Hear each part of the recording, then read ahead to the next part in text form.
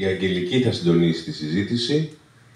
Ο κύριος Μπούρδαλας και η κυρία Σολομού θα κάνουν τις εισηγήσεις τους και μετά θα ακολουθήσει και συζήτηση με τον Βασίλη. Εγώ δεν λέω τίποτα άλλο. Αγγελική. Καλησπέρα και από μένα. Σας ευχαριστούμε για τη συμμετοχή σας στην απόψινή εκδήλωση. Θα ξεκινήσουμε μιλώντας για το βιβλίο από δύο ανθρώπους που γνωρίζουν τον Βασίλη από πολύ μικρή ηλικία και ήρθαν απόψε να μιλήσουν για το μαθητή τους και για το πρώτο του βιβλίο. Θα δώσω το λόγο πρώτα στον κύριο Μπούρδαλα και θα συνεχίσουμε με την κυρία Σολομού. Καλησπέρα. Με τον Βασίλη έχω μια διπλή γνωριμία. Πρώτα το γνώρισα σαν μαθητή στην τρίτη γυμνασίου, στο γυμνάσιο Καλαβρίτων. Κάναμε 4-5 μαθήματα ως φυσικός που είχα πάει. Φυσική, χημεία, γεωγραφία, νομίζω και βιολογία. Αλλά στη γεωγραφία γινόταν της τρελής, διότι πέφτανε όλα τα ερωτήματα. Και εμένα άλλο που δεν ήθελα εγώ. Και εκεί λοιπόν γνωρίστηκα για πρώτη φορά με τον Βασίλη, έβαζε πολλά θέματα, τον απασχολούσαν πάρα πολλά και ας ήταν μικρός. Δυστυχώς την επόμενη χρονιά τον περίμενα στο Λύκειο, γιατί πήρα μετάθεση και πήγα στο Λύκειο, αλλά για λόγους προσωπικούς, οικογενειακούς, ο Βασίλης μας την έκανε. Αλλά δεν την έκανε όμως από τα γράμματα. Συνεχίζει ακάθεκτος και ξαναγνωριστήκαμε πάλι πριν λίγα χρόνια με μια ωραία παρέα που έχει δημιουργήσει μια, ας την πούμε, αυτόνομη ομάδα στα Καλάβρητα με τον τίτλο «Εμείς». Με φωνάξανε και εμένα έτσι να λέω καμιά σκέψη, να πηγαίνω σε καμιά εκδήλωση, αλλά είναι ομάδα νέων ανθρώπων. Ήρθε και το βιβλίο του. Το βιβλίο αυτό λοιπόν φαίνεται μικρό, αλλά είναι τεράστιο. Τεράστιο σε περιεχόμενο. Έχει 4 κεφάλαια, χωρίς πρόλογο, χωρίς επίλογο, σε βάζει κατευθείαν σε ένα νησί των Κυκλάδων που το ονομάζει Άνυδρο. Δεν μας λέει ποιο είναι, αυτός ξέρει, αν θέλει θα το πει μετά. Και τα καλοκαίρια ο Βασίλης για κάποιους λόγους πηγαίνει σε αυτό το νησί. Το χειμώνα ασχολείται με τα χιόνια, με τα σκι και τα λοιπά και είναι στο βουνό. Το βιβλίο το έγραψε όμως όχι στο βουνό, με τον ανοιχτό ορίζοντα της θάλασσας, παρότι βουνίσιος ο ίδιος ουσιαστικά. Εκεί λοιπόν δημιουργεί την νουβέλα του, η οποία στα 4 κεφάλαια που έχει 4 σκηνές. Είναι σαν ένα θεατρικό, μονόπραχτο περίπου, και στο πρώτο κεφάλαιο έχει τον τίτλο «Κιβωτός» και μας πηγαίνει στην Παλαιά Διαθήκη. Μας πηγαίνει στην Ιουδαϊκή, ας την πούμε, θεολογία. Και κάνει μία εσωτερική πρώτα μάχη, εξάλλου σε όλα τα κεφάλαια κάνει εσωτερική μάχη και κάνει και εξομολόγηση ταυτόχρονα. Μία μάχη εσωτερική και μία εξομολόγηση. Και παλεύει σε 2 επίπεδα κατά τη δική μου ματιά. Το ένα επίπεδο είναι το υπαρξιακό το δικό του και το δεύτερο επίπεδο ανοίγεται στα ζητήματα της κοινωνίας, της φιλοσοφίας, της πολιτικής, της ιδεολογίας, της θεολογίας, του υπαρξισμού. Τα βάζει όλα, αλλά με μία τέχνη. Λοιπόν, στο πρώτο κεφάλαιο με τίτλο, είπαμε, «Η Κιβωτός» τι κάνει. Μήπως είναι στην παραλία, βλέπει να έρχεται μία βάρκα από το πέλαγος και προβάλλει στη βάρκα, στο καραβάκι αυτό, ένας γέροντας. Ένας γέροντας λοιπόν που θυμίζει κατά κάποιο τρόπο τον Νόε. Αλλά δεν είναι ο Νόε, ξέρει ο Βασίλης τι είναι και προσπαθεί να μας πει λοιπόν ότι μια Κιβωτός η οποία παλεύει με τα κύματα με τη θάλασσα. Εγώ, Βασίλη μου, επειδή τυχαίνει εκτός από φυσικός να είμαι και θεολόγος, η εικόνα αυτή στη δεύτερη ανάγνωση με πήγε στην Αποκάλυψη, διότι στην Αποκάλυψη του Ιωάννη η θάλασσα συμβολίζει τον κόσμο με τα προβλήματα της εξεγέρσης κτλ. Και εκεί ο Βασίλης, χωρίς να το λέει αυτό, στη συζήτηση που κάνει με τον γέροντα, τον καπετάνιο, ότι η Κιβωτός τι κάνει, μαζεύει από την τρικυμία της κοινωνίας τους ανθρώπους και προσπαθεί να τους σώσει επάνω στο καράβι. Ο Βασίλης δεν ικανοποιείται όμως από αυτό το διάλογο, γιατί σου λέει εντάξει πόσους θα σώσει. Εξάλλου, χωρίς να το λέει κατευθείαν, υπονοεί ότι εκεί η σωτηρία είναι ατομική, δεν αφορά τους άλλους. Και με το διάλογο που γίνεται, στην πραγματικότητα ο Βασίλης σαν συγγραφέας δεν ικανοποιείται από αυτό, ουσιαστικά απορρίπτει τη μία και μοναδική Κιβωτό. Με ό,τι μπορεί να συμβαίνει αυτό. Με αυτόν τον τρόπο τώρα πηγαίνει στο δεύτερο κεφάλαιο με τίτλο «Ο στοχαστής». Μην ξεχνάμε, είπαμε ότι το βιβλίο έχει πολύ μεγάλο υπόβαθρο, ιουδαϊκό, χριστιανικό, μαρξιστικό, μην ξεχνάτε ο παππούς του ήταν στην Εθνική Αντίσταση, μαρξιστικό, υπαρξιστικό, ξέρω εγώ Έρικ Φρόμ ας πούμε, αλλά έχει και ανατολίτικη φιλοσοφία στο τελευταίο κεφάλαιο, θα το πούμε σε λίγο.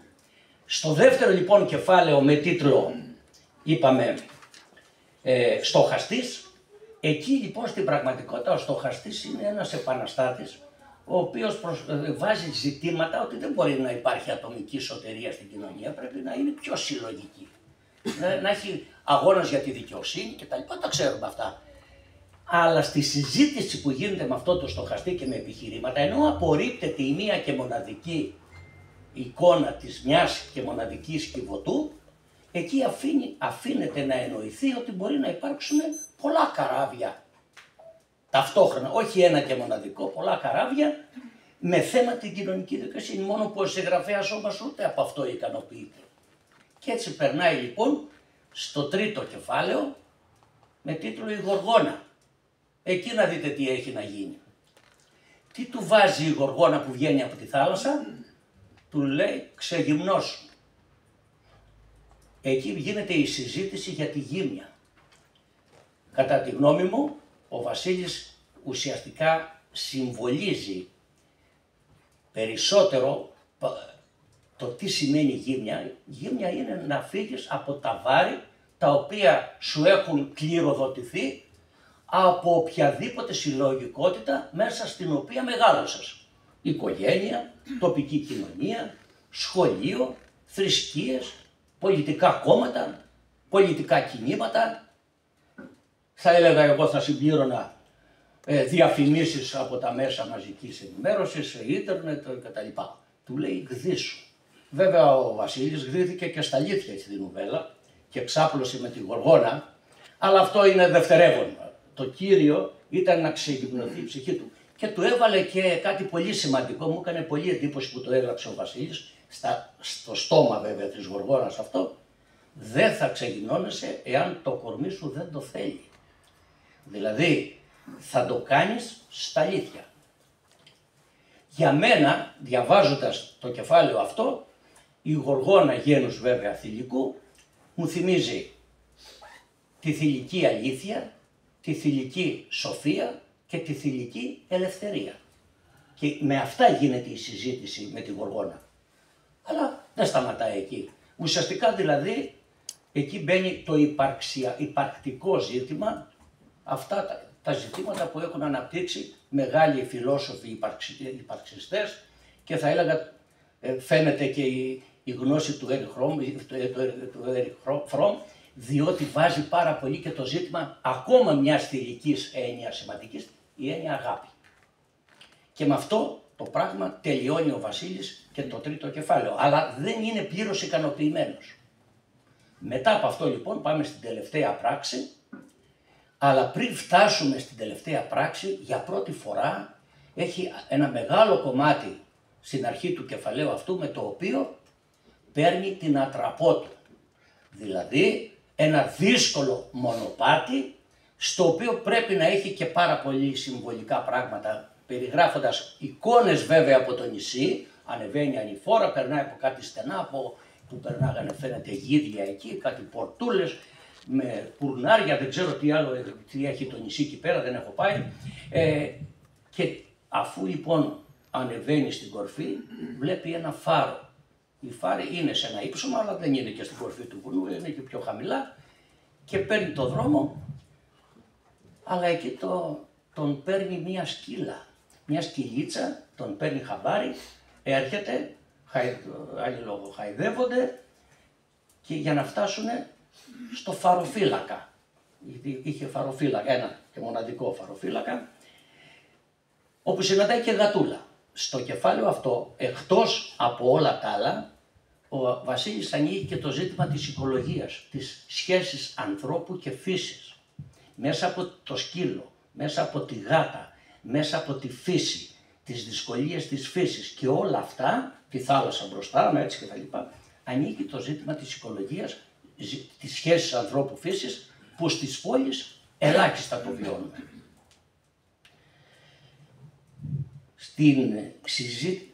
Στο κάλεσμα του φαροφύλακα, έλα να φάμε και τα λοιπά, είχε και τραπέζι, δείχνει δηλαδή μια όμορφη συνάντηση στην οποία είχε φαγητό. Σε καμία από τις τρεις προηγούμενες πράξεις δεν υπήρχε φαγητό, υπήρχε με το φαροφύλακα. Ο φαροφύλακας βέβαια ανοίγει μια μεγάλη συζήτηση, που τα γράφει βέβαια ο Βασίλης, στην οποία μπαίνουν τώρα και ανατολίτικες απόψεις. Παίζει το φως μαζί με το σκοτάδι. Όχι το φως μόνο εναντίον του σκοταδιού ή το σκότος μόνο εναντίον του φωτός, αλλά λέει κάτι πολύ σημαντικό, ότι το σκοτάδι έχει μία αξία, διότι μόνο τότε φαίνεται το φως. Το φως το καταλαβαίνουμε όταν έχουμε σκοτάδι. Αν δεν έχουμε σκοτάδι, δεν φαίνεται το φως. Και λέει και κάτι άλλο. Στο σκοτάδι της νύχτας, τότε βλέπουμε τον έναστρο ουρανό, όταν δεν έχει βέβαια σύννεφα. Ενώ την ημέρα, λόγω του υπερβολικού φωτός του ήλιου, δεν βλέπουμε τον έναστρο ουρανό. Άρα εκεί λοιπόν παίζει με αυτή την έννοια, είναι το γιν και το γιάν που έχουν οι Κινέζοι κλπ. Και βάζει μια σειρά ζητήματα. Ζητήματα και θεολογικά, αναφέρεται στο Χριστό, στο Βούδα, ναι, και τα λοιπά. Εκείνο εγώ περίμενα κι άλλο ένα κεφάλαιο, Βασίλη, τώρα θα κάνω και μια κριτική εγώ, ένα κεφάλαιο ακόμα, στο πώς θα γινόταν η σύνθεση όλων αυτών. Και στο είχα γράψει και τότε στην εφημερίδα. Γιατί να μην είναι όλα μαζί. Δηλαδή, λες ας πούμε στην Κιβωτό, ότι περίμενε να φυσήξει ο αέρας υπονοώντας ας πούμε κάτι πνευματικό. Στο δεύτερο κεφάλαιο λες οι άνθρωποι πρέπει να αγωνιστούν με τα ίδια του χέρια. Μπορεί να περιμένουν πότε θα φυσήξει ο αέρας, αν ο Θεός δηλαδή θα βοηθήσει ή όχι κτλ. Μπαίνει λοιπόν ένα θέμα, ενώ κάνεις πολύ σωστή κριτική σε όλες τις θρησκείες και ειδικά στις θρησκείες οι οποίες ουσιαστικά παίρνουν τον άνθρωπο από αυτόν τον κόσμο και τον βάζουν μακριά από τα προβλήματα κτλ. Ξέρω όμως ότι σε όλες τις κοινότητες, τις θρησκευτικές, εκκλησιαστικές κλπ, σε όλες τις κοινότητες υπάρχουν μερίδες, ζυμάρια, ομάδες ζυμάρια, οι οποίες παρόλα αυτά ξεχωρίζουν και τα ενώνουν. Και το αφήνεις να εννοηθεί αυτό, αλλά δεν το γράφεις. Σου βάζω λοιπόν, κλείνοντας τώρα εγώ, ευχαριστώντας βέβαια που με κάλεσες εδώ και μετά από τόσα χρόνια να βρεθούμε από τόσο κοντά, θα ήθελα να ακούσω λίγο τη γνώμη σου σε αυτό στο τέλος. Αυτά τα ολίγα για το Βασίλειο. Σας ευχαριστούμε. Και θα περάσουμε τώρα στην κυρία Σολομού να μας μιλήσει για τη δική της ανάγνωση του βιβλίου. Καλησπέρα και από μένα.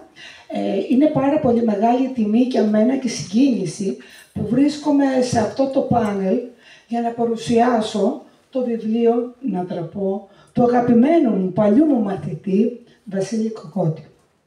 Φυσικά, όταν μου το ζήτησε και μου είπε θα ήταν μεγάλη μου χαρά και τιμή αν είσαστε μία από τους παρουσιαστές του βιβλίου μου. Ξαφνιάστηκα. Σκέφτηκα, τι δουλειά έχω εγώ, μαθηματικός είμαι, με τις παρουσιάσεις και όλα αυτά τα πράγματα. Φέρνοντας όμως στο μυαλό μου εκείνο τον υπέροχο χρόνο που ζήσαμε μια χρονιά μόνο στο Γυμνάσιο Καλαβρίτων, βλέπω στην τάξη, πραγματικά τώρα αυτά που σας λέω, ένα ευγενικό, γλυκομίλητο, χαμολογιαστό αγόρι και δύο μάτια φωτεινά να με κοιτάζουν και να με ρουφούν το μάθημά μου. Λαχταρούσε από τότε γνώση και μάθηση. Ήταν 12 χρονών. Όμως δεν πάψαμε ποτέ να έχουμε, έστω και για λίγο, μια επαφή. Πάντα με καλούσε όταν συνέβαιναν κάποια πράγματα. Όμως εγώ πάρα πολλά χρόνια να τον δω, το ξανασυνάντησα τώρα. Οπότε δεν μπόρεσα να αρνηθώ και του ανακοίνωσα φυσικά τη θετική μου απάντηση. Η απόβασή του και η απάντησή του με συγκίνησε. Σας ευχαριστώ πάρα πολύ. Δεν φαντάζεστε πόσο χαίρομαι που θα σας δω και θα μου παρουσιάσετε το βιβλίο. Ο Βασίλης έχει διαγράψει φυσικά ένα κύκλο ζωής και είναι πλέον ένας επιτυχημένος επαγγελματίας και σωστός επαγγελματίας. Δεν φανταζόμουν όμως ποτέ ότι θα τον δω μετά από τόσα χρόνια να έχει γράψει κιόλας 2 βιβλία. Μέσα από αυτό λοιπόν το βιβλίο του, την Ατραπώ, ο Βασίλης έψαξε να βρει την εσωτερική του γαλήνη, την ανθρωπιά και το πραγματικό νόημα της ζωής, αλλάζοντας τόπους και έτσι γνωρίζοντας διαφορετικούς και ενδιαφέροντες ανθρώπους για να ανακαλύψει τι είναι τελικά η ζωή και η ευτυχία πάνω σε αυτόν τον πλανήτη. Να μοιραστεί τις σκέψεις του και τα συναισθήματά του και να τιμήσει την αξία και τη σημαντικότητα της αληθινής ζωής. Να μοιραστεί τις αγωνίες, τα άγχη, τα προβλήματα, τους φόβους και τις εμπειρίες του χωρίς φόβο και με απόλυτη ειλικρίνεια. Ψάχνει τη διέξοδο μέσα από τη συζήτηση και την εμπιστοσύνη, μέσα από «Είμαι εδώ για σένα», που συνοδεύει ένα ποτήρι κρασί, μια ζεστή σούπα και μια κατά της ψυχής. Τη στήριξη και τη δύναμη που μπορεί κάθε άνθρωπος να αντλήσει από έναν οποιοδήποτε άνθρωπο, είτε εν γράμματο, είτε από έναν απλό φαροφύλακα. Το βιβλίο του το ονόμασε Ατραπώ. Να δούμε τι σημαίνει η λέξη ατραπός. Προκύπτει από το α και το τραπέο τραπώ, που σημαίνει πατώτα στα φύλλα στο πατητήρι. Το πάτημα επεκτάθηκε στο πάτημα του δρόμου και το πατώ και περπατώ έγινε ατραπίζω, δηλαδή οδηπορώ, βαδίζω. Στη ζωή μας προχωράμε σε δύσκολες ή εύκολες ατραπούς, σε ατραπούς ευτυχίας που εναλλάσσονται με ατραπούς θλίψης. Έτσι ακριβώς κάνει και ο Βασίλης αυτό το βιβλίο, έχοντας χωρίσει το βιβλίο του σε 4 κεφάλαια. Θα σας διαβάσω από το κάθε κεφάλαιο κάποια κομμάτια που με εντυπωσίασαν. Στο κεφάλαιο πρώτο, την Κιβωτό, στη σελίδα 8-9 γράφει «Το ψαροκάικο το ονομάζουμε Κιβωτό. Εμείς είμαστε οι εργάτες της. Η Κιβωτός ψαρεύει ανθρώπους από τα κύματα και τα κύματα τραβούν ανθρώπους από την Κιβωτό. Η Κιβωτός δεν τάζει τίποτα. Στην πλώρη γράφει ελπίδα και στην πρίμνη γράφει αγώνας. Ο κάθε άνθρωπος έχει δικαίωμα να αποφασίσει που θέλει να βρίσκεται, αρκεί να το θέλει και στα αλήθεια βρίσκεται εκεί. Να, δες τον κόσμο γύρω σου. Στη σελίδα 15 γράφει «Οι επιβάτες της Κιβωτού μαθαίνουν να ζουν αληθινά και όχι κύρδυλα, να μάθουν ποιοι είναι, να τραβηχτούν από τη θάλασσα, να πάψουν να είναι μάζα και να μπουν στον αγώνα, να τραβήξουν και αυτοί ανθρώπους, να σωθούν από το ψέμα». Αυτό κάνει η Κιβωτός. Είναι το μέσον για τη σωτηρία. Εμείς είμαστε απλά οι εργάτες της. Στο δεύτερο βιβλίο, ο στοχαστής, στοχάζεται, εξού και ο τίτλος στο δεύτερο, στοχαστής, πάνω στα πιστεύω των ανθρώπων, αλλά προβληματίζεται με τις βεβαιότητες. Πόσο περισσότερες είναι, τόσο μεγαλύτερη είναι και η βαρβαρότητα που ρέει από αυτές. Πράγματι. Ωστόσο στον άνθρωπο που θα κρατά άσβηστο το φως για την ανθρωπότητα, που θα τα επιτρέψει να λέγεται άνθρωπος με αλφα κεφαλαίο. Στη σελίδα 23 γράφει «Άνθρωποι βόμβες να ανατινάζονται κοιτώντας τον ουρανό, σταυροφόροι να σφάζουν γυναίκες και παιδιά απίστων, ανθρωποθυσίες, βασανιστήρια, πόλεμοι, αποκοπές. Έφρυξα με τη βεβαιότητα των ανθρώπων. Όσο μεγαλύτερη αποδάφτη, τόσο μεγαλύτερη βαρβαρότητα». Στο το βιβλίο η Γοργόνα, η σημασία της σε όσα λέει ο ίδιος για τον εαυτό του. Έζησα αυτά που ήθελα να ζήσω. Είτε το γνώριζα είτε όχι. Από τη ζωή μου πέρασαν άνθρωποι που άσκησα και μου άσκησαν αντίστοιχα έλξη για κάποιο λόγο τη συγκεκριμένη χρονική στιγμή. Δεν υπάρχουν λάθος και σωστές επιλογές. Μόνο επιλογές που καθορίζονται από εμάς ή από αυτά που μας καθορίζουν. Όσο πιο πολύ εμβαθύνεις το είναι σου, τόσο οι επιλογές σου θα είναι αντάξιες της εξέλιξής σου αυτής. Εγώ θα πρόσθετα, οι λεστιγόνες και οι κύκλοπες, όλα όσα τελικά μας συμβαίνουν και τελικά μας καθορίζουν, αναζητώντας να πιαστείς από σανίδες σωτηρίας, ανθρώπους, ιδέες ή φανταστικούς μύθους. Στο τέταρτο κεφάλαιο η Ατραπός, στη σελίδα 74-75, λέει για τον άνθρωπο. Ο άνθρωπος, όταν ζει σε χαλεπούς καιρούς, δεν επανεπάβεται. Απλώνει ρίζες ανάμεσα στα βράχια. Γατζώνεται στις σχισμές των βράχων να κρατηθεί από τους ανέμους που λησομανούν. Απορροφά με πάθος και την παραμικρή σταγόνα υγρασίας να αντέξει το λίβα. Τίποτα δεν του χαρίζεται. Αγωνίζεται να μπορέσει να ανθίσει σε αφιλόξενο περιβάλλον. Όμως τι αρώματα, τι καπούς βγάζει αυτός ο αγώνας. Στη σελίδα 80. Αντιθέτως πιστεύει ότι ο άνθρωπος όσο περισσότερο καίει, όσα περισσότερα άχρηστα πετάει στη φωτιά, τόσο αντικρίζει καλύτερα ποιος είναι. Φωτίζεται και το φως του αυτό, αν το υψώσει πάνω από το κεφάλι του, φεύγει στο γύρο του σαν κερί, σαν λιχνάρι, σαν δάδα ή σαν φάρος. Και στη σελίδα 79, σήμερα, διασχίζοντας αυτή την ατραπό, αναγνώρισα πως και οι δύο δυνάμεις, φως και σκοτάδι, συνυπάρχουν, όχι μόνο σε όλο το σύμπαν, αλλά και σε κάθε άνθρωπο ξεχωριστά. Και ενώ το σκοτάδι κυριαρχεί, υπάρχει μια φλόγα σε όλους μας να πολεμάει. Εύχομαι αυτό το βιβλίο του να είναι καλοτάξιδο. Φυσικά, Βασίλη, περιμένουμε το αμέσως επόμενο. Σας ευχαριστώ πάρα πολύ. Πιστεύω να μην σας κούρασα με όλα αυτά. Ευχαριστούμε πάρα πολύ και για τα αποσπάσματα που διαβάσατε. Οι δυο μας. Ξεκινάμε. Εκτός από την Ατραπό, έχεις γράψει και ένα διήγημα, ως μέρος μιας ανθολογίας. Θέλω να μου πεις πώς προέκυψε η ενασχόλησή σου με τη συγγραφή, δηλαδή πώς ο Βασίλης αποφασίζει να γράψει και κυρίως πώς αποφασίζει να γράψει ένα τόσο ιδιαίτερο βιβλίο όπως η Ατραπός, γιατί η εύκολη λύση είναι ένα μυθιστόρημα. Εδώ δεν είμαστε σε μυθιστόρημα, είμαστε σε κάτι υβριδικό, μια λογοτεχνία που είναι αναστοχασμός βασικών υπαρξιακών ζητημάτων. Ξεκίνησα να γράφω πολύ μικρός. Δηλαδή, ήταν ο τρόπος για να εκφράζω πράγματα. Όταν ένιωθα ένταση μέσα μου, το χέρι μου πήγαινε κατευθείαν στο χαρτί. Τώρα είτε με κάποια σκαριφήματα, με πλήγη ποίηση, αλλά πάντα όταν είχα πάρα πολύ έντονα συναισθήματα, έβγαινε στο χαρτί αυτό. Συγχρόνως είχα αρχίσει να αρθρογραφώ από μικρό σε τοπικές εφημερίδες για διάφορα ζητήματα. Όσο πέρναγε ο καιρός, έγραφα και περισσότερα πράγματα. Τα διάβαζαν οι δικοί μου άνθρωποι.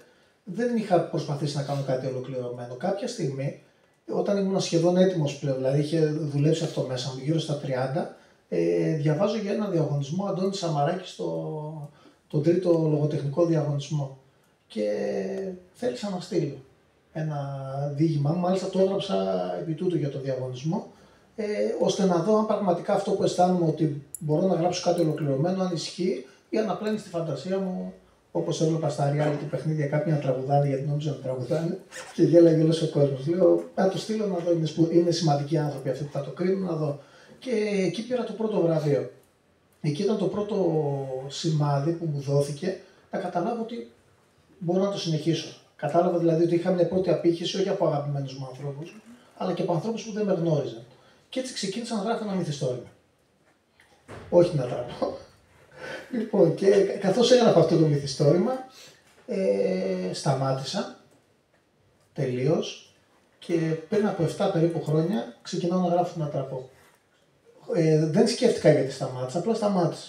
Και μπήκε αυτή η ιδέα αυτού του διηγήματος, το οποίο είχε ξεκινήσει, αυτή της νοβέλας, η οποία είχε ξεκινήσει σαν ένα σκαρίφημα όταν ήμουν μπροστά σε μια θάλασσα και έγραφα τα πρώτα λόγια όπως ακριβώς είναι γραμμένα όπως γράφτηκαν στο πρώτο χαρτί της πρώτης σελίδας, χωρίς λόγο όμως, χωρίς να ξέρω τι έγραφα.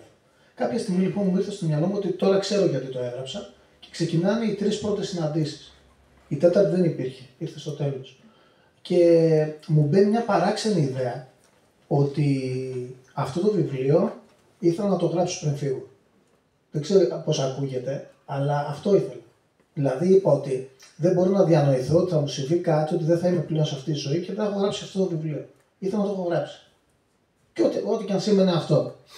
Και πραγματικά ξεκίνησα να το γράφω. Το θέμα όμως δεν υπήρχε διασύνδεση στην Ατραπώ. Η Ατραπώ δούλευε σαν στα λογματιά. Κάθε καλοκαίρι την έπιανα. Τώρα για να μιλάμε 80 σελίδες, 7 καλοκαίρια. Τι διάολο έγραφα. Δηλαδή, αν το σκεφτείς, είναι πάρα πολύ λίγο κάθε καλοκαίρι. Και φυσικά δεν ήταν αναλογικό όλο αυτό. Δηλαδή ότι κάθε καλοκαίρι έγραφα 10 σελίδες. Υπήρχε καλοκαίρι που έγραφα 1 σελίδα. Και άλλοι να έγραφα 40. Αλλά με αυτόν τον τρόπο δούλεψε γιατί η Ατραπώς δούλευε μαζί με μένα. Και έτσι προχώρησε αυτό το κομμάτι. Όταν έφτασα στη Γοργόνα πια, που αλλιώς την είχα φανταστεί, αλλιώς μου βγήκε, και αυτό είναι το παράξενο της εγγραφής. Ξεκινάς να γράψεις, αλλά δεν καταλαβαίνεις ότι. Όχι ότι δεν γράφεις εσύ γράφεις. Αλλά συμβαίνουν περίεργα πράγματα όσο γράφεις. Και αρχίζουν και δουλεύουν οι ήρωες χωρίς εσένα. Με κάποιο τρόπο. Η Γοργόνα δούλεψε τελείως διαφορετικά από ό,τι είχα φανταστεί. Και αυτή με οδήγησε πλέον και κατάλαβα ότι θα ερχόταν κεφαλοφύλακας. Που είναι για μένα η ιδανική κατάληξη, θα το εξηγήσω σε λίγο γιατί απαντάει και στο ερώτημα του δάσκαλου. Και τώρα, αφού τελείωσα λοιπόν να τραπώ, ξανά έχω πιάσει το μυθιστόρημα που είχα αφήσει στη μέση για να δουλέψει. Όταν δούλευες στην Ατραπώ, όπως είπες, λίγο κάθε καλοκαίρι, γυρνούσες και επανεξέταζες τα προηγούμενα. Το έκανες, δηλαδή υπήρχαν πράγματα που άλλαζες. Αναγκαστικά το ξαναδιάβαζα, γιατί τώρα όταν το αφήσεις, το επόμενο καλοκαίρι πρέπει να μπεις πάλι στο κλίμα. Άρα ξεκίναγα και διάβαζα. Το πρώτο πράγμα που έκανα, γιατί όλο αυτό με το κρύβουμε στη Φολέγανδρο έγινε, εκεί είναι και το νησί το οποίο περιγράφεται. Το μοναδικό πραγματικό, επειδή είναι όλο αλληγορία, το μοναδικό πραγματικό είναι το μονοπάτι. Δηλαδή, αν πάμε στο μονοπάτι αυτό και μέχρι το φάρο, αν η περιγραφή είναι ακριβής. Ακόμα και μέσα εσωτερικά ο φάρος είναι ακριβής η περιγραφή. Όλα τα άλλα είναι αλληγορία, είναι άλλα πράγματα. Όταν ξεκίνησα λοιπόν. Κάτσε τώρα την ερώτηση, ξέχασα. Αν γύριζες πίσω και άλλαζες πράγματα. Δεν άλλαξα πολλά. Γιατί δούλευε τόσο αργά που δεν άλλαξα πράγματα. Δηλαδή, ό,τι γραφόταν. Αυτό σημαίνει ότι ήσουν κατασταλαγμένος. Ό,τι έχεις γράψει είναι ο Βασίλης όπως ήταν ο Βασίλης. Δεν το προχωρούσα επειδή δεν βιαζόμουν να το προχωρήσω. Ό,τι έγραφα ήταν αυτό. Το δούλευα, μπορεί να το δούλευα όλο το καλοκαίρι. Μπορεί να το σταματούσα, να το δούλευα την επόμενη χρονιά. Δεν γύρισα ποτέ πίσω στην Κιβωτό, ας πούμε, όσο έγραφα τη Γοργόνα να τη διορθώσω. Η λειτουργήση ήταν αυτή που ήταν. Ήταν και αρκετά αυτόνομα τα 3 και τα 4 συναντήσεις. Όπως πολύ ωραία και εύστοχα μας περιέγραψαν οι προλαλήσαντες, είναι ουσιαστικά ένα οδηπορικό ενός ανθρώπου. Και όλοι αυτοί οι προβληματισμοί που θέτει, ήθελα να σε ρωτήσω αν είναι αποκλειστικά μόνο δικοί σου προβληματισμοί, πράγματα που απασχολούν μόνο τον Βασίλη, ή έχεις συμπεριλάβει γενικότερους προβληματισμούς που θα μπορούσαν να απασχολούν όλους τους ανθρώπους.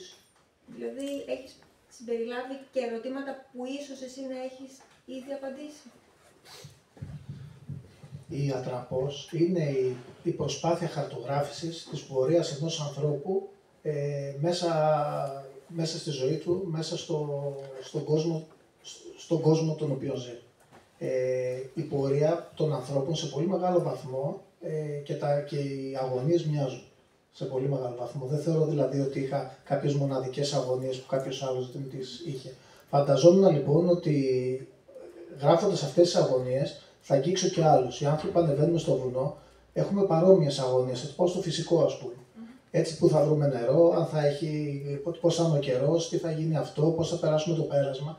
Βλέπεις λοιπόν ότι όταν προχωράς σε μια πορεία, αντιλαμβάνεσαι τις ίδιες αγωνίες με τους άλλους συνοδοιπόρους. Εγώ αυτό που κατάλαβα με την ατραπό και το κατάλαβα εκ των υστέρων γιατί όταν το έγραφα, πάλι ήταν κάτι το οποίο δεν γνώριζα. Το είδα όμως στην πορεία από τις συναντήσεις πλέον, γιατί τελικά η ατραπός ήταν και η ομορφιά αυτού του βιβλίου είναι ότι εκτός από τις 4 συναντήσεις, ήρθα σε δεκάδες ακόμα συναντήσεις με ανθρώπους που το διάβασαν. Και αυτή είναι η μαγεία της συνύπαρξης και η μαγεία του να συναντιέται, όχι μόνο συγγραφέας, να συναντιέται οι πορείες των ανθρώπων. Εγώ κατέθεσα στην πραγματικότητα μια αλληγορία της δικής μου πορείας κυρίως. Αυτή η αλληγορία όμως δικής μου πορείας ήρθε σε συνάντηση με πορείες άλλων ανθρώπων που αγγίχθηκαν από κάτι, βρεθήκαμε, μιλήσαμε, αγκαλιαστήκαμε, δώσαμε κουράγιο ένας στον άλλον να συνεχίσουμε αυτή την πορεία της ύπαρξης. Αυτή που είναι η ατραπός. Άρα τελικά, από ό,τι φαίνεται, άγγιξε και άλλους ανθρώπους. Εσύ είσαι το περισσότερο καιρό στον βουνό και κάποιους μήνες στη θάλασσα. Ζεις στη φύση.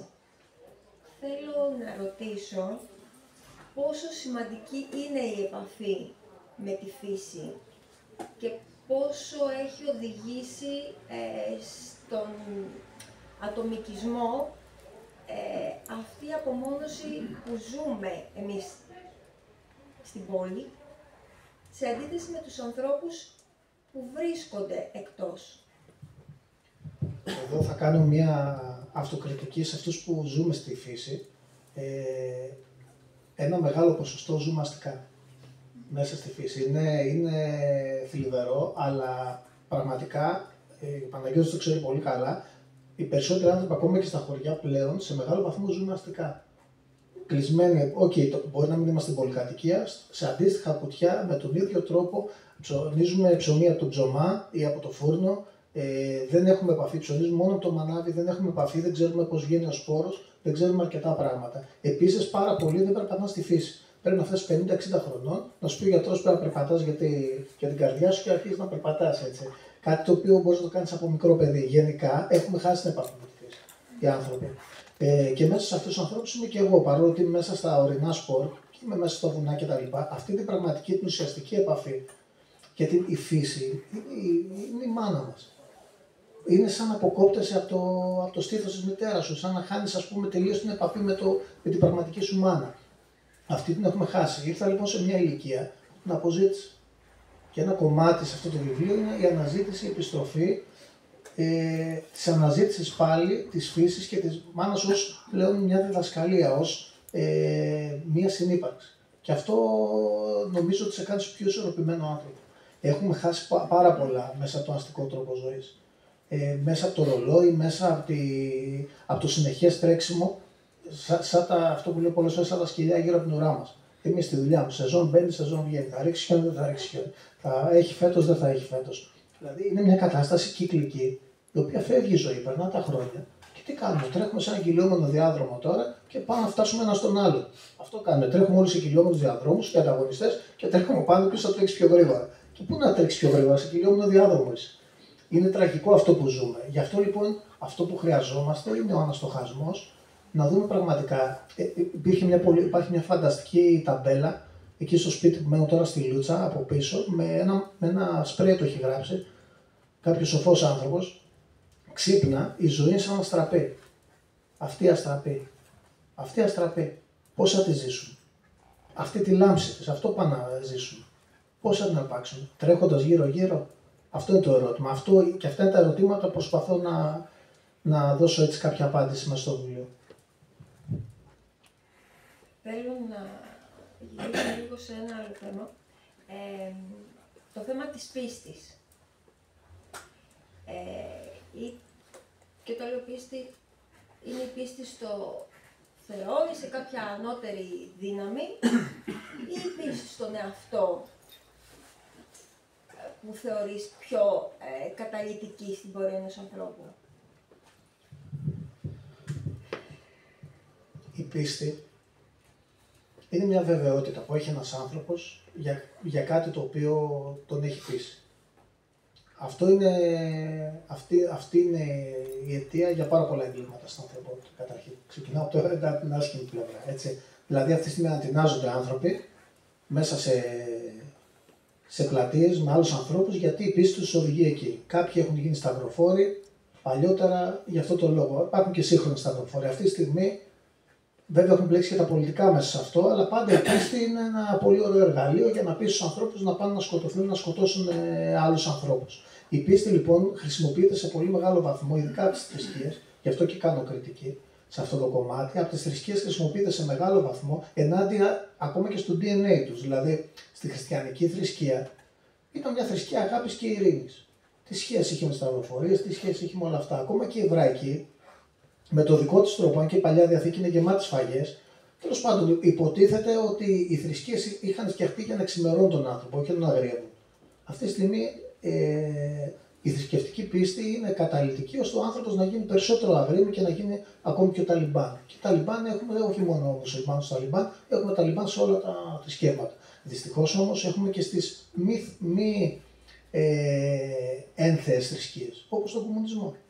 Το γράφω μέσα αυτό το πράγμα. Δηλαδή, στην πραγματικότητα, ο κομμουνισμός όπως λειτουργήσε, ξεπατήκωσε όλα τα ζητήματα της πίστης και της θρησκείας. Φιλοδρέπανο, το Λένιν βαλσαμωμένο, το μαρξιστικά Ευαγγέλια, οι άνθρωποι αν δεν υπάκουαν στο κόμμα ήταν λες και δεν υπάκουαν στο Θεό, ας πούμε, μια αντίστοιχη αντίληψη πάνω στην πίστη, η οποία δυστυχώς έχει χρησιμοποιηθεί με διαφορετικό τρόπο. Υπάρχει όμως και η πίστη, γι' αυτό λέμε και τι πείθει τελικά τον κάθε άνθρωπο, η πίστη στους ανθρώπους, η πίστη στην αγάπη, η πίστη στις δυνατότητές μας, η πίστη στο να φτιάξουμε έναν καλύτερο κόσμο. Αυτό το ρημάδι που ακούω μια ζωή, αυτό είναι ουτοπία, δεν μπορεί να γίνει. Οι άνθρωποι έτσι είναι, ο καπιταλισμός έτσι είναι. Όχι, ρε φίλε, αν δεν το πιστέψουμε, πώς θα γίνει? Δηλαδή, αν μας κόψουν τα όνειρα, αν σου κόψει κανείς την πίστη, πώς θα ονειρευτείς έναν καλύτερο κόσμο? Ναι, αλλά δεν γίνεται. Τελείωσε. Αφού δεν γίνεται, δεν πρόκειται να γίνει. Αν δεν το πιστέψεις ποτέ. Αν το πιστέψεις, θα γίνει. Έπαιζα μπάσκετ. Δεν υπήρχε ούτε ένα σουτ που αν δεν το πιστέψεις ότι θα μπει μέσα, τότε μόνο θα μπει. Αν σηκωθείς και δεν πιστεύεις ότι θα μπει, δεν θα μπει. Άρα λοιπόν η πίστη σε έναν καλύτερο κόσμο ξεκινάει από μέσα μας. Το να πιστέψουμε στους άλλους ανθρώπους, να εμπιστευτούμε ένα στον άλλο, έχουμε χάσει την εμπιστοσύνη μας. Και αυτό έχει έννοια της πίστης μέσα. Άρα λοιπόν ναι, η πίστη σε αυτό ή η πίστη στο γεγονός ότι όλα είμαστε ένα, αυτό που λέει ο Γοργόνα, όλα είμαστε ένα. Με κάποιον τρόπο όλοι συνδεόμαστε. Αυτό ναι είναι μια πίστη η οποία σε οδηγεί στην αγάπη και να καταλάβεις ότι όλα αυτά είναι ηλιθιότητες που κάνουμε και χάνουμε αυτή την όμορφη στιγμή, αυτή την όμορφη αστραπή σε πράγματα τα οποία δεν μας ωφελούν καθόλου και χάνουμε και το φως μας. Ο Διπόρος στο βιβλίο σου αναζητά την αλήθεια. Τις αλήθειες, όποιες και είναι αυτές. Θεωρείς ότι υπάρχει σκοπός σε αυτό, δηλαδή στο να ψάχνουμε την αλήθεια, την αντέχει ο άνθρωπος, την αλήθεια, θα μπορέσουμε να λειτουργήσουμε μετά, έχοντας μάθει την αλήθεια? Και έρχεται ο Πιλάτος και λέει, τι είναι αλήθεια? Τι είναι αλήθεια, ναι. Νομίζω ότι ο Διπόρος, ο περιπατητής, δεν αναζητούσε ακριβώς τίποτα. Απλά ήταν πλέον σε μια ηλικία που είχε ξεκινήσει να ψάχνει.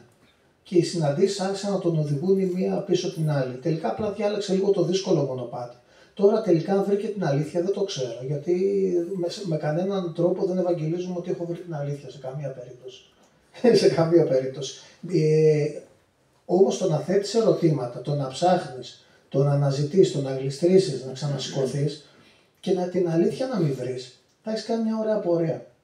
Στην ουσία η ατραπός είναι η περιγραφή αυτής της πορείας. Ό,τι και αν βγάλει αυτή για τον κάθε άνθρωπο, γιατί τα συμπεράσματα που βγάζει ο Βασίλης στη δική του πορεία δεν έχουν καμία σχέση με τα συμπεράσματα και όλο αυτό που έχει βιώσει η Αγγελική, η Ματούλα ή ο Παναγιώτης. Είναι τελείως διαφορετικά, αλλά η ουσία είναι τελικά όλο αυτό το οποίο βιώνει κανείς και τελικά το βγάζει στη δική του αλήθεια.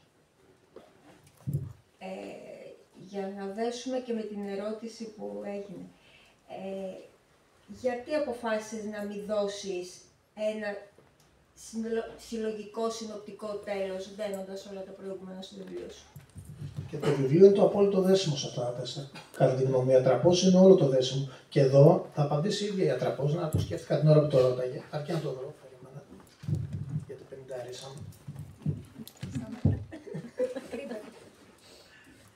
Τι να κρύψω, δεν κρύβεται. Θα το βρούμε όμως λίγο. Να το δω. Είναι στην 80. Είναι η στιγμή πλέον που μιλάει με το φαροφύλακα και του λέει ότι ο ήρωας του λέει: στέκω λοιπόν εδώ αυτή τη σκοτεινή νύχτα μπροστά στο φάρο σου, αναζητώντας το δικό μου εσωτερικό φως. Πίστευε ότι ο φάρος θα του δώσει το φως. Ο φαροφύλακας που ως τότε με παρακολουθούσε ήρεμα, συνεχίζοντας να σκαλίζει τη φωτιά με μια μασιά, δημιουργώντας συνεχώς μικρές πίθες που έσβηναν στον αέρα, κούνησε το κεφάλι του δοκιμαστικά, ή τουλάχιστον έτσι εγώ το ερμήνευσα. Όμως, καθώς σήκωσε το κεφάλι και με κοίταξε στα μάτια, διέκρινα μια συγκίνηση όμοια με αυτή που νιώθει ο καλλιτέχνης όταν πρωτοαντικρίζει το έργο που του πήρε χρόνια να ολοκληρώσει. Και εδώ έρχεται η απάντηση. Η Ατραπός που δίνησες ως εδώ σμήλεψε μέσα σου ένα εσωτερικό χάρτη, την πρώτη πραγματικά δική σου απεικόνιση του κόσμου και του εαυτού. Πέρασες ανάμεσα από βράχους, αγκάθια και βάτα. Αναμετρήθηκες με εσωτερικές τρικυμίες και στοχασμούς. Βίωσες απογοητεύσεις, ανακαλύψεις, πόνους και γδαρσίματα. Τόλμησες, δειλά στην αρχή, μα τόλμησες να αφαιρέσεις από πάνω σου ό,τι σε βάραινε στην πορεία, όσα έμαθες να πιστεύεις. Αυτά που ως τότε σε καθόριζαν, σε ταυτοποιούσαν. Αυτά που οραματιζόσουν ότι ήσουν, αλλά απήχαν πολύ από εσένα. Αλάφρωσες, μα δεν αρκέστηκες αυτό. Οπλίστηκες με θάρρος και άρχισες να σκάβεις βαθύτερα, επίμονα, αναδεύοντας από μέσα σου όσα χρόνια ήθελες να κρύψεις στα σκοτάδια. Έβγαλες στο φως όλα αυτά που όσες χθες δεν τολμούσες καν να αντικρίσεις. Έβαλες τα χέρια σου μέσα στις σκοτεινές και επικίνδυνες τρύπες, γεμάτες σε επικίνδυνα και μολυσμένα τροχτικά. Βρέθηκες δέσμιος σε περιοχές που η σαπίλα σε έκανε να ξερνάς. Έσπασες τις αλυσίδες σου και συνέχισες. Βγήκες μέσα από τα πιο βαθιά σου σκοτάδια με μια γλώσσα φωτιάς. Επέλεξες τον πιο κακοτράχαλο ανήφορο να ανέβεις. Αναμετρήθηκες με τις αντοχές σου, με τις αντιστάσεις σου, τις δυνάμεις της φύσης και κάθε τι που δυσκόλευε το πέρασμά σου φτάνοντας ως εδώ, ώστε να ανάψεις την πραγματικότητα εσύ απόψε αυτό το φάρο, με αυτή τη μικρή γλώσσα φωτιάς που κουβάλισες με τόση αγωνία και τη φύλαξες με τόση προσοχή από τους ανέμους και τις επικείμενες πτώσεις. Τώρα πια η φλόγα αυτή έπαψε να είναι αποκλειστικά δική σου, γιατί υψώνοντάς την, το φως της έχει πια μοιραστεί. Ουσιαστικά αυτή είναι και η απάντηση. Ο φαροφύλακας συνθέτει όλη την πορεία και εξηγεί στην πραγματικότητα στον οδηπόρο ότι όλη αυτή η πορεία ήταν αυτή που τελικά τον οδήγησε στο φάρο, όχι να βρει το φως στο φάρο, αλλά να ανάψει αυτός αυτό το φάρο. Η πορεία αυτή και όλα αυτά τα διδάγματά της, όσα ανακάλυψαν τον εαυτό της μέχρι και το φαροφύλακα, ήταν αυτό το φως το οποίο πλέον από δικό του το έδωσε στο φάρο και το μοιράστηκε με τους υπόλοιπους. Είναι το μοίρασμα πλέον όλης αυτής της γνώσης και της εμπειρίας. Και γι' αυτό θεωρώ τουλάχιστον εγώ ότι είναι ολοκληρωμένος εκεί. Δεν ξέρω αν απάντησες εδώ. Απάντησε, αυτά τα διάβασα. Είμαστε εντάξει. Αλλά δεν θα πω κάτι εδώ. Έχει πολύ βάθος αυτό. Εγώ θα πω μόνο μία κουβέντα από εκεί που αναφέρεσαι στο Χριστό. Όταν έκανε θαύματα ο Χριστός, έλεγε η πίστη σου σε έσωσε. Μίλαγε όπως ο φαροφύλακας. Άρα υπάρχει και μία πίστη που στηρίζεται στην πίστη των ανθρώπων. Αλλά δεν μένει στους ανθρώπους, διότι αν μείνει στους ανθρώπους θα οδηγήσει στα εγκλήματα που είπες. Και εκεί γίνεται μια υπέρβαση. Αλλά αυτό είναι ένα άλλο ζήτημα, δεν ασχολείται η νουβέλα με αυτό. Και από το φως που μοιράζει ο φάρος σε όλους τους ανθρώπους, θέλω να ρωτήσω εάν κάποιος από το κοινό έχει κάποια ερώτηση. Θέλετε να ρωτήσετε κάτι? Σηκωθώ επάνω, να δίνω μικρόφωνο. Χωρίς μικρόφωνο. Ακούγομαι. Ναι. Μα λες ότι η αγάπη μπορεί να σώσει τον κόσμο. Καλά, δεν κατάλαβα. Όχι να σώσει τον κόσμο, απλά μπορείς να ζήσεις πολύ πιο όμορφα. Μπορεί να ζήσει ωραία. Μπορεί να ζήσει πιο ωραία. Εξέρχεσαι λοιπόν σε έναν κόσμο που διαπιστώνεις ότι κανένας δεν τηρεί αυτό το πράγμα. Ή ψάχνεις πάρα πολύ, σαν το Διομήδη που έψαχνε με το φανάρι να το βρει. Ποια είναι τελικά η ομορφιά, να αφαιθείς στην αγάπη ακόμα και όταν δεν έχεις μία ανταπόκριση και εάν δεν υπάρχει μία απάντηση που μπορεί να δώσει ο υπαρξισμός, μήπως τελικά την απάντηση μπορεί να τη δώσει η θρησκεία. Έχω την αίσθηση ότι, τουλάχιστον στον αφορά το τελευταίο, ότι η θρησκεία έχει αποτύχει να τη δώσει την απάντηση, όσο και αν έχει προσπαθήσει στην πραγματικότητα, γιατί έχει μετατρέψει αυτή τη σπουδαία στιγμή του ανθρώπου με το μεταφυσικό σε λατρεία και σε επιχείρηση. Έτσι, και σε αντιπροσωπεία. Η κάθε θρησκεία λειτουργεί ως μια αντιπροσωπεία της αλήθειας και ότι αυτή στην πραγματικότητα θα φέρει τον άνθρωπο πιο κοντά στον Θεό. Ενώ αν υπάρχει μια σχέση ανθρώπου με θείο, δεν γνωρίζω, το λέω ξεκάθαρα, δεν γνωρίζω.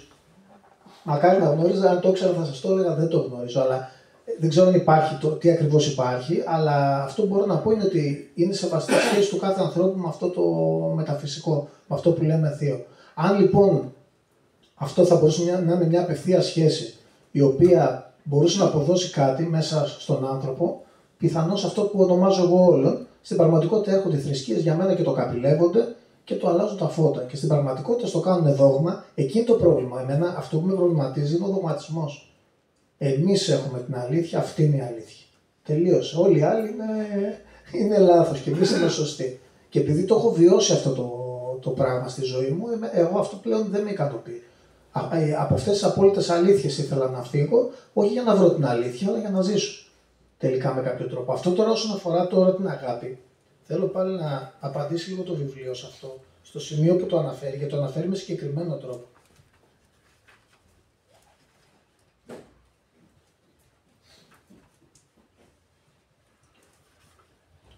Λέει, άνοιξε την ψυχή σου και αγάπησε. Η αγάπη ξεκινάει από αλλού, αγάπησε τον εαυτό σου. Μη του κακιώνεις που αντιστέκεται στη λευτεριά του. Είναι χρόνια κουρδισμένος. Δεν είναι εύκολο να αλλάξει. Τίποτα δεν μπορείς να αγαπήσεις αν δεν αγαπήσεις αυτόν. Κανέναν δεν μπορείς να συγχωρήσεις αν δεν συγχωρήσεις αυτόν. Αγάπησε το σώμα που κουβαλά την ψυχή σου. Μη το πικραίνεις για τις ασχήμιες του. Μη το μεθάσεις τις ομορφιές του. Αγάπα το απλά έτσι όπως είναι, όπως θέλεις και οι άλλοι να σε αγαπούν, για αυτό που είσαι. Αγάπησε τη γη που πατάς και όλα τα πλάσματα που ζουν σε αυτήν. Κάθε πέτρα, κάθε κλονάρι, κάθε έμψυχο και άψυχο, όλα είναι ένα σύνολο. Πάψε να τα εξουσιάζεις, να επιβάλλεσαι, συντονίσου, συμβίωσε. Αγάπησε τον άνθρωπο. Μη του κακιώνεις κι αυτού. Νωρίς είναι ακόμα. Δεν πρόλαβε να διδαχτεί αρκετά, να οριμάσει, να συντονίσει το Θεό και το ζώο που κρύβει μέσα του, να γίνει αυτό που του αξίζει. Να τον πονάς γιατί είναι ακόμα άγορος. Άσκοπα παιδεύεται και παιδεύει. Δεν ξέρει να ζει αληθινά. Ταλαιπωρείται μονάχος του. Χωρίς την αγάπη δεν μπορείς να ελευθερωθείς, να το θυμάσαι. Αυτό είναι το καταστάλαγμα για την έννοια της αγάπης. Και από η αγάπη ξεκινάει καταρχήν από τον εαυτό μας. Αν δεν αγαπήσεις τον εαυτό σου, δεν μπορείς να αγαπήσεις τίποτα άλλο. Και αυτό δεν δείχνει ατομισμό, ίσα-ίσα. Μόνο έτσι μπορείς να ξεκινήσεις. Αλλιώς πώς να πάρεις τη γεύση της αγάπης. Πώς να αγαπήσεις τον σύντροφό σου, τον συνάνθρωπό σου, τα πλάσματα, τα υπόλοιπα, αν δεν ξέρεις τη γεύση της αγάπης. Τη γεύση της αγάπης ξεκινάς από τον εαυτό σου. Και μετά εξελίσσεται με τον τρόπο που αναφέρεται στο βιβλίο. Τουλάχιστον κάπως έτσι είναι η σκέψη μου. Να ρωτήσω κάτι, σε ποιο κεφάλαιο είναι αυτό? Αυτό είναι στο στοχαστή. Το οποίο γράφτηκε πριν από πόσα χρόνια? 5 χρόνια περίπου. 5 χρόνια. Όχι, σε ευχαριστώ για την απάντηση, γιατί κάπου εκεί έχω βρει και εγώ την απάντηση. Έχουμε μια μικρή διαφορά ηλικίας, αλλά προσπαθώ να δω περίπου. Ευχαριστώ. Σε καλό δρόμο είσαι. Όποιος άλλος έχει κάποια σκέψη, ας μιλήσουμε. Εμένα η αγαπημένη μου ώρα τώρα είναι. Να πούμε 2 λόγια. Κώστας. Θέλω να σε συγχαρώ για την τόλμη σου να παρουσιάσεις τις σκέψεις σου μέσα από ένα βιβλίο και εύχομαι να είναι καλοτάξιο το βιβλίο σου. Επίσης θέλω να σε συγχαρώ διότι δεν διάλεξες όποιον και όποιον για να παρουσιάσει το βιβλίο παρά δύο δασκάλους σου. Εγώ σαν δάσκαλος έχω ιδιαίτερη συμπάθεια στους δασκάλους, έτσι Παναγιώτη. Ναι, ναι. Την κυρία Σολομού δεν την ήξερα, αλλά την γνώρισα. Μάλλον έχουμε κάπου συμπέσει. Ναι. Αυτή τη σκέψη, μια αστραπή ζωή μας, αλλά προλαβαίνουμε, την είπε και ο Κατζατζάκης, έτσι, αν δεν κάνω λάθος. Μια αστραπή ζωή μας, αλλά προλαβαίνουμε. Επίσης, θέλω να σταθώ στην παρατήρηση που έκανες ότι το σκοτάδι αναδεικνύει το φως. Χωρίς το σκοτάδι δεν βλέπουμε το φως. Εγώ έχω μια άλλη άποψη για αυτό το θέμα. Το φως δημιουργεί τη σκιά. Το φως δημιουργεί το σκοτάδι. Όμως είναι και τα δύο χρήσιμα. Όπως είναι χρήσιμο κάθε ζευγάρι, αλήθειας ψέμα, φως σκοτάδι, Ανατολή Δύση, τα οποία με έχουν προβληματίσει πάρα πολύ και θα τα παρουσιάσω και εγώ στο αμέσως προσεχές μέλλον, σε κάποιες σκέψεις που θα εκθέσω παρουσιάζοντας ένα έργο μου. Η αλήθεια λοιπόν βρίσκεται στις διχάλες των μονοπατιών, στις διχάλες των ατροπών, εκεί που πρέπει να διαλέξεις προς τα που θα πάει. Και για να μπορέσεις να διαλέξεις σωστά, πρέπει να έχεις γνώση. Και τη γνώση την δίνουν οι δάσκαλοι. Τη δίνει το διάβασμα, τη δίνει η αναζήτηση της αλήθειας, αυτό το οποίο εσύ από παιδί το είχες, γιατί από ό,τι λένε οι δάσκαλοι, διάβαζες και έψαχνες. Και αυτό το οποίο παρουσιάζεις. Μόνο διάβαζε. Δεν μας άφηνε να κάνουμε μάθημα. Και τα βάζανε και οι συμμαθητές τώρα, να πω την αλήθεια. Και όταν δεν ήθελα να τους εξετάσουν, λέει πια στο κουβέντα. Τέλος πάντων, το καταστάλαγμα και το απόσταγμα όλης αυτής της ανησυχίας σου είναι αυτό το βιβλίο. Και συγχαρητήρια που το παρουσιάζεις. Και σε ευχαριστούμε πολύ. Ευχαριστώ πάρα πολύ. Να διευκρινίσω σε αυτό πριν δώσω στον κύριο Πλούμη, ότι το φως και το σκοτάδι ήταν αρχικά οι πρώτες έννοιες που σκέφτηκα στο λόγο του φάρου, να συζητήσω με τον φαροφύλακα, αλλά τελικά δεν θα σας πω τι λέει παρακάτω, γιατί είναι στο κλείσιμο του βιβλίου και δεν θα ήθελα, αλλά δείχνει τελικά ότι όχι απλά συνεργάζονται, αλλά ο μεγάλος τους κίνδυνος είναι άλλος. Υπάρχει ένας κίνδυνος που κινδυνεύει και το φως και το σκοτάδι μαζί. Και αυτό έχει να κάνει με τη διάβγεια. Θα το δείτε στο τέλος, το οποίο υπάρχουν στιγμές που ο άνθρωπος μπορεί να ξεχωρίσει είτε στο φως είτε στο σκοτάδι, είναι το βέρτικο. Και δυστυχώς φοβάμαι ότι ζούμε σε μια τέτοια εποχή. Αυτό το ότι βάζουμε τώρα αντιμαχόμενες δυνάμεις είναι μια εφεύρεση των ανθρώπων να μην συντονιστούμε με αυτό το όλο, να καταλάβουμε ότι είναι σαν την παλήρια. Άλλες φορές τραβιέται τη θάλασσα, άλλες φορές έρχεται. Έτσι έρχεται και η μελαγχολία, έρχεται και η χαρά, έρχεται και το φως, έρχεται και το σκοτάδι και όλα συνεργάζονται. Όλα τελικά είναι μια συμπαντική συνεργασία που αν καταλάβουμε και συντονιστούμε με αυτή, τουλάχιστον αυτή την αστραπούλα θα την απολαύσουμε λίγο περισσότερο. Κύριε Πλούμ. Ναι. Εγώ τον Βασίλη τον είχα και εγώ μαθητή το 1988, πάμε καλά. Εκεί. Πριν 37-38 χρόνια. Λοιπόν, ήταν πολύ καλός μαθητής, με πολλές ιδέες, πολλές ανησυχίες. Αλλά τώρα άκουσα, δεν το ήξερα, ότι σταμάτησε, πήγε μέχρι την τρίτη γυμνασίου και σταμάτησε. Ακούγοντας τον τώρα, καταρρίπτει όλα τα στερεότυπα που ξέρουμε για μορφωμένους ανθρώπους. Γιατί πιο πολλοί θεωρούν μορφωμένους όσοι έχουν πάει πανεπιστήμια, έχουν διδακτορικά, έχουν σπουδές, έχουν διαβάσει πολλά βιβλία. Ξένες γλώσσες. Εντάξει, γράμματος ο λαός ίσως θα συμφιεί και με μορφωμένους. Τώρα ακούγοντας το Βασίλη, διαπιστώνω ότι η μόρφωση είναι κάτι άλλο. Δεν έχει να κάνει ούτε με σχολεία, ούτε με την τυπική εκπαίδευση κτλ. Έχει να κάνει με τι ανησυχίες έχει, πόσο ψάχνει, πόσο διαβάζει, πόσο αγωνίζεται. Το βιβλίο δεν έχω διαβάσει, δεν μπορώ να πω κάτι για το βιβλίο. Θέλω να πω αυτό και τον συγχαίρω και τον ευχαριστώ για όλα αυτά που μας είπε. Ευχαριστώ πάρα πολύ. Να πω κάτι γι' αυτό. Ο λόγος που το έγραψα στο βιογραφικό, το ότι είμαι απόφοιτος τρίτης γυμνασίου, ήταν στην πραγματικότητα αυτός για να δείξω ότι όταν οι άνθρωποι θέλουμε, βασικά τώρα το έδειξε πολύ καλύτερα από μένα ο Χρόνης ο Μίσιος, ο οποίος ήταν αγράμματος, έτσι, θεωρητικά αγράμματος. Τα βιβλία που έχει γράψει ο Μίσιος δεν τα φτάνουμε, δηλαδή η γλώσσα του και ο τρόπος γραφής του είναι απίστευτος και τα νοήματά του. Το απέδειξε πρώτος, δεν πήγα να δείξω κάτι περισσότερο, αλλά Αυτό που ήθελα να πω στους άλλους είναι ότι δεν σταματάμε. Μπορεί να έχουμε βγάλει πανεπιστήμιο, δεν σταματάμε. Μπορεί να έχουμε κάνει μεταπτυχιακό, δεν σταματάμε. Όταν διψάς για τη γνώση και έχεις αναζητήσεις από οπουδήποτε αφετηρία και ξεκινήσεις, από οποιαδήποτε, είναι πάρα πολύ σημαντικό. Το άλλο βέβαια να πω ότι τότε η κίνησή μου δεν ήταν καμία ηρωική κίνηση ότι απέρριψα το εκπαιδευτικό σύστημα και έφερα. Όσα προβλήματα και αν έχει αυτό και παπαγαλίζει και βγάζει εξαρτήματα. Ήταν λίγο πιο τυποτένιοι οι λόγοι. Ήταν ότι τότε στα Καλάβρητα είχαμε την αντίληψη ότι από τη στιγμή που άνοιξε το χιονοδρομικό, ανοίγονται ορίζοντες εργασίας που επαγγελματικά με ωφέλισε. Αν αυτό δεν συνοδευόταν από την υπόσχεση που έδωσα στον εαυτό μου ότι φιλαράκο, τώρα ξεκινάμε και διαβάζουμε, δηλαδή με το που τελείωσα το σχολείο, είπα στον εαυτό μου, τώρα ξεκινάω να διαβάζω. Αν δεν είχε γίνει όμως αυτό, θα ήμουν μια χαρά ένας πολύ ωραίος επιχειρηματίας τώρα που μπορούσα να σας πω πάρα πολλά πράγματα. Θα ήξερα και τα πάντα. Ενώ τώρα, όσο και αν ψάχνω, καταλαβαίνω ότι ξέρω ελάχιστα πράγματα, τότε θα τα ήξερα όλα. Όταν στα Καλάβρητα επιχειρηματίας του χιονιού, ναι, θα είχα άποψη για τα πάντα, ας πούμε, και ευτυχώς δεν έχω. Δεν το έχω ξανακούσει αυτό. Τώρα που σταματάω το σχολείο, τώρα αρχίζω και διαβάζω.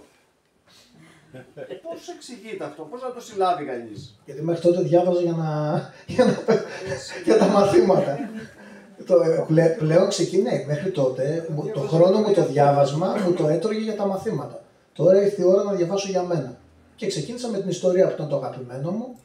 Μετά προχώρησα στη φιλοσοφία. Ήμουν τυχερός όμως. Και αυτό θέλω να το πω για τον Νεκτάριο εδώ. Ότι είχαμε την τύχη να έχουμε ένα πολύ καλό βιβλιοπωλείο στα Καλάβρητα. Σαρδελιάνος Φίλιππος, ο οποίος για λόγους άγνωστους ο τύπος είχε άπειρα βιβλία. Για επαρχιακό βιβλιοπωλείο και πολύ καλούς τίτλους. Πάρα πολύ καλούς τίτλους. Εγώ μεγάλωσα λοιπόν εκεί στη γειτονιά, ήμουν μέσα στο βιβλιοπωλείο και όχι μόνο διάβαζα συνέχεια από τα βιβλία, είχα και τον Φίλιππο που ήταν πολύ δυνατός στην ιστορία και πήγαινα επίσης αυτό που έκανα και στον Παναγιώτη, τον τζίγλαγα με ερωτήματα. Και την άλλη μέρα μου ερχόταν με γραπτά ολόκληρα και μου άνοιγε βιβλία και είχαμε κάθε μέρα τέτοιες συζητήσεις. Είχα την τύχη δηλαδή να έχω και ένα καλό βιβλιοπόλι. Και γι' αυτό το λόγο και θέλω να ευχαριστήσω τώρα και το Pixel Books και το Νεκτάριο. Το να έχουμε βιβλιοπωλεία που να αγαπάνε το βιβλίο, εδώ βλέπετε δεν πουλάει κάτι άλλο, βιβλία έχει. Που να αγαπάνε το βιβλίο και να στηρίζουν το βιβλίο είναι πάρα πολύ σημαντικό, είναι μεγάλη παρακαταθήκη. Και αλλάζει ζωές ανθρώπων. Και το βιβλίο αλλά και οι άνθρωποι που το κάνουν προσβάσιμο το βιβλίο. Καλό το ίντερνετ, αλλά εδώ έρχεσαι ξεφυλίζεις. Εδώ σου κάνουν προτάσεις. Είναι τελείως διαφορετικό, μπορεί να συζητήσεις. Και είναι εξαιρετικό και ήθελα έτσι να ευχαριστήσω τον Νεκτάριο και για το πολύ ωραίο βιβλιοπωλείο, αλλά και για την ευκαιρία που μου έδωσε να παρουσιάσω την Ατραπή.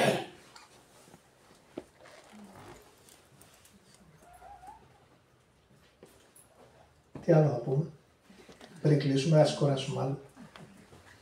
Μας γέμισε στις ψυχές μας.